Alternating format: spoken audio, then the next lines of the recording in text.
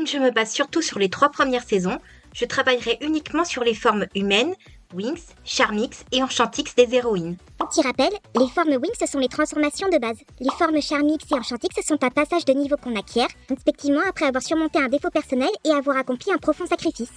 Certaines sont plutôt inspirées, les formes Charmix sont un peu décevantes vu qu'elles se contentent d'ajouter une broche et un sac à main sans plus-value.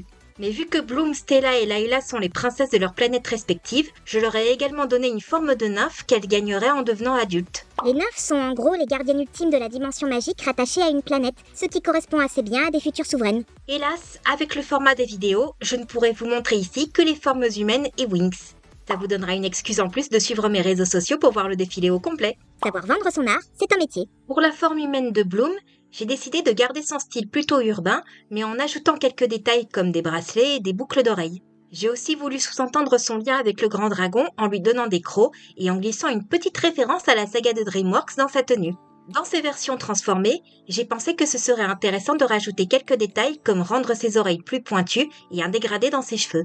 Mais j'ai décidé de changer ses ailes, toujours pour rester dans la thématique du dragon.